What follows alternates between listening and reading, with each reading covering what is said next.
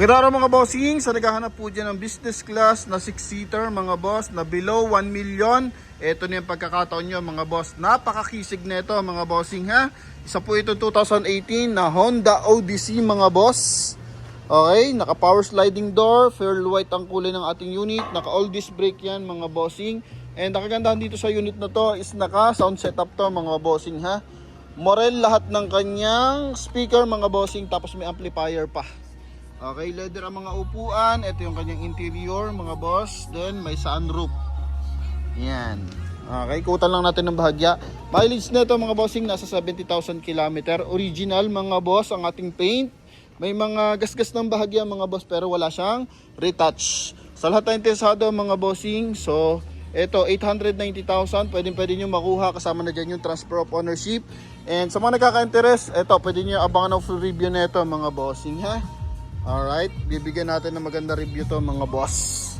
Okay, so dito muna tayo sa ating front area mga bossing. Coding nito is Friday, ending 0. So ito mga boss is meron ng 360 camera mga bossing ha. Meron siyang daytime running light, naka dual projector headlight mga boss. Chrome line ang kanyang mga bossing front grille. Tapos ito yung isa niyang camera, may dalawang sensor mga bossing. Tapos sa side may sensor din. Yan mga boss. Sa baba may mga maliliit na gasgas mga bossing, kasi medyo mababa ang ground clearance mga bossing. Kumbaga, syempre ganoon naman talaga pag business class mga bossing, medyo mababa ang ground clearance mga boss, ano? Pero napakakisig ng datingan na ito mga bossing. Sa baba, yung kanyang fog light, naka LED na rin yan. Ang daming chrome line design nito sa ating front area. Okay? Yan. So walang basag yung headlight natin, tsaka yung ating fog light mga bossing. Sa side naman, naka two-tone mags to na R18 mga boss. Yan mga bossing ha. R17 lang pala, sorry, pero two-tone na naka 5 stud. May chrome line din dito sa kanyang running board. Ito yung likod niyan mga boss. Makapal pa ang gulong natin mga bossing. 90% red light. Check lang natin ang series mga bossing. Series 2024. Yan. Then dito sa harapan ay series, check natin, 2024 din mga bossing. So pares na 85% red light mga bossing. Ang haba ng chrome line simula sa kanyang headlight, diretso yan sa kanyang window panel hanggang dito sa likuran mga boss. Okay, eto. So naka power sliding door mga bossing. Yan. Naka leather seat ang upuan mga boss. Ito yung kanyang ceiling mga bossing. So hinaan ko lang ng bahagya yung music mga boss, kasi baka makapiright tayo mga bossing. So lalo natin hindi mapapanood yung ating full review. So hinaan lang natin mga bossing ha. So eto is meron na ring reverse parking camera. Pakita natin yung dalawang camera sa side.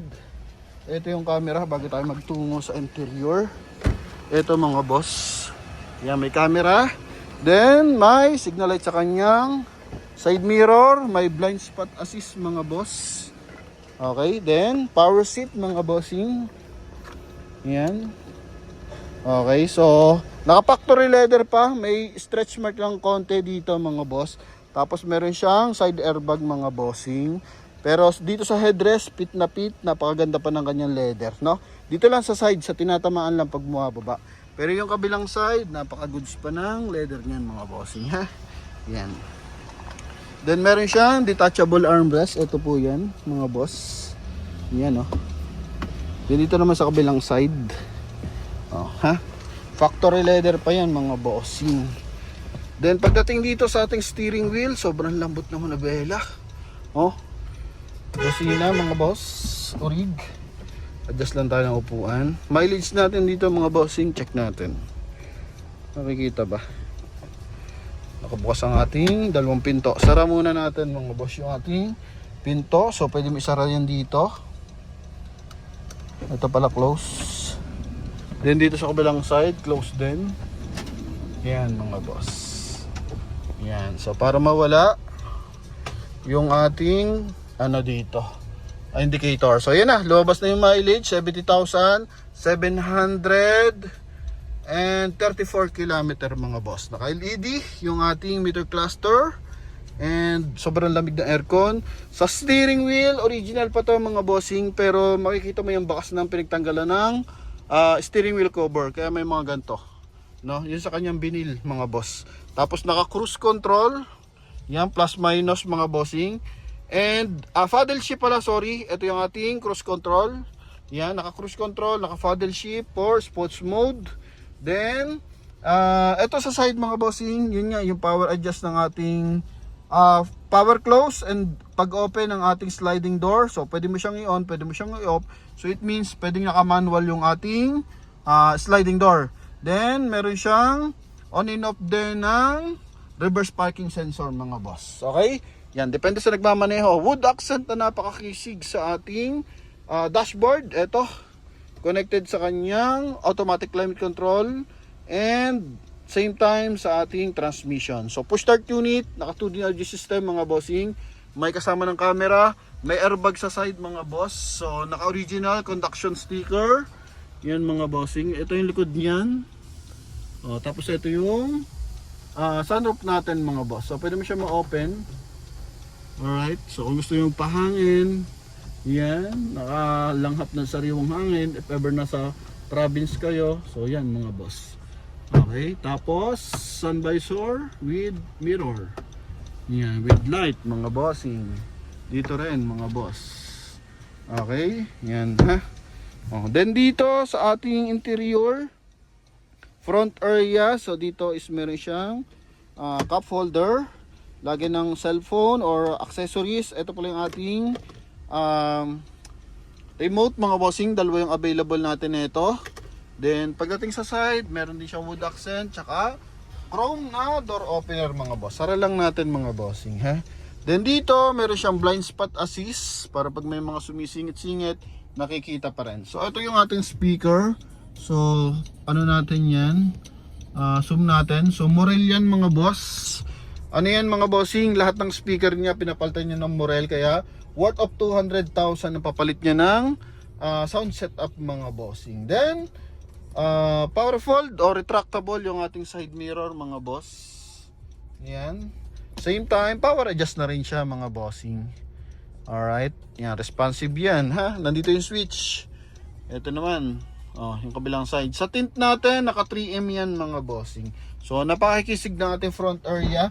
Pakita pa natin siya ng isang beses pagdating sa second row. So eto mga boss,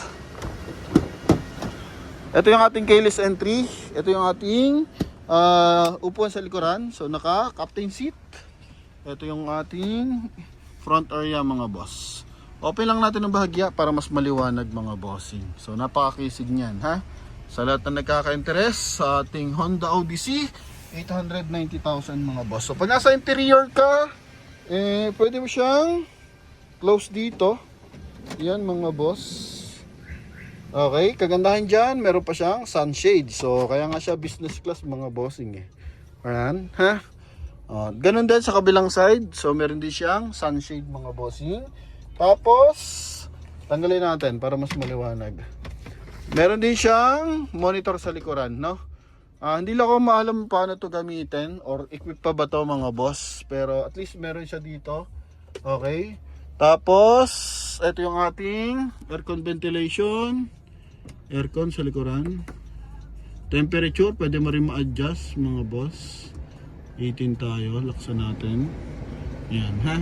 So hanggang third row meron siyang aircon ventilation mga bossing. Okay. Yan. Hand grip sa side, tapos dito lagi ng mga small accessories, naka leather din dito. Dito naman cup holder mga bossing.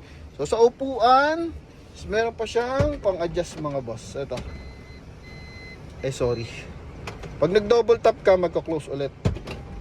Yan. So open natin dito mga boss. Yung upuan niyan is meron siyang footrest mga bossing. Tapos armrest. Alright. Yan. So para kang nakaupo sa sofa dito mga bossing ha. Yan. Pwede mo tayong angat. Then sa likod, ito yung likod natin mga boss.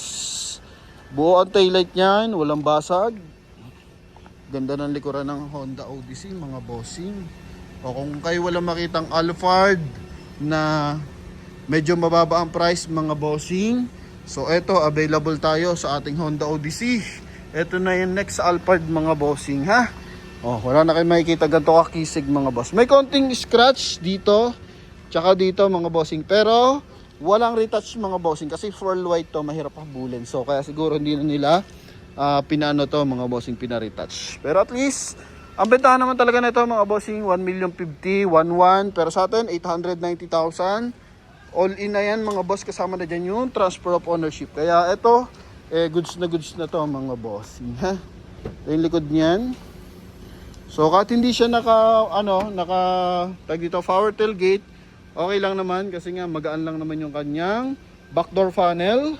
Ito yung ating sound setup mga bossing, nandito yung amplifier niya. Okay, so dapat natatago yung upuan na ito mga bossing. Pero pinaganda and ginawa nilang lagay ng speaker mga boss. Pero ito mga bossing, lalagyan pa rin siya ng maleta. Nasasara to mga bossing eh. Kumbaga tumutupi ito ng bahagya. Yun mga boss. Okay, ito. Then dito mga bossing. So if ever na may lalagyan kang bagahe dito, so pwede. Then sa kabilang side pwede rin mga boss. Then may power outlet sa likuran. Yan, may HDMI, 12 volt socket mga bossing. Airbag sa side. Sa lahat ng poste may airbag yan. So sobrang safety na ito. Maayos yung mga hydraulic assist sa likuran. Dito tayo sa kabilang side mga bossing. So yun nga, gulong natin is Series 2024. Aircon natin mga bossing. Sobrang ganda mga boss, no? Kita mo naman, nagtutubig sa lamig ng aircon mga boss. Sa music, so pwede ka mag-message sa akin sa Viber, sa WhatsApp mga boss. I-send ko yung sample ng music na ito mga boss, kung gaano kaganda. So hindi ko lang pwedeng i-play ng matagal kasi nga naman tayo makaka-copyright mga bossing. So sorry na agad mga boss. Alright, so ito yung kanyang glove box mga bossing. Check natin kung andito yung papers. Honda CR-V 2.4 EX. So check natin yung kanyang makina mga bossing ha. So 18 model to kasi alam ko yung mga 15 is 3.5 something. Check natin dito kung may service record. So meron naman siyang service record. Ito yung service record niya mga bossing. Hindi lang siya updated mga boss, no? Pero may resibo na ng pinagservisan 2018. Tapos ito yung RCR mga bossing. 2.4 lang pala to mga boss. So maganda nito is yung engine displacement niya maliit. So sobrang tipid nito sa fuel consumption kasi normally lang lumalabas na Honda Odyssey mga bossing 3.5 liters mga boss or 3.6 pa. Basta ganun. So kaya iniiwasan ng mga tao kasi masyadong matakaw sa fuel consumption mga bossing. Pero syempre business class naman yung unit, so dapat hindi na natin paghanapan ng ganong fuel consumption. Pero ito pinakamaganda dito mga bossing, 2.4 liters ang makina. So mas matipid siya compare mo sa 3.5 liters mga bossing, ano? So open natin ang engine bay, checkin natin doon sa kanyang hood kasi may description din to dito mga boss. I think, buti nga, hindi ko nabanggit kanina na 3.5 liters to mga bossing eh. So, ano lang pala to? 2.4 mga bossing. So, dito natin makikita yan. Alright, engine displacement. Ito engine type, 2.4 liters. Ano lang natin to, papabugahan lang natin ng armor oil mga boss. Para kumintab. Pero, tingnan mo naman, walang tagas yan mga bossing ha. Walang tagas ng langis yan mga boss. Okay, as in kararating lang. Maganda kasi nabablog natin ng ganito. At least nakikita natin kung may mga tagas-tagas na mga bossing. Hugasan pa lang dyan. Ito kabilang side pa lang mga boss. Kaya dito pa lang siya maputi mga bossing. Saka doon. Okay, pero sa ibabaw, yan mga boss, goods na goods mga bossing ha. Kita pa natin yung mga mancha-mancha ng sabon dyan. Yung dati palang pinag-istaka ng mga alikabok. May mga stain pa.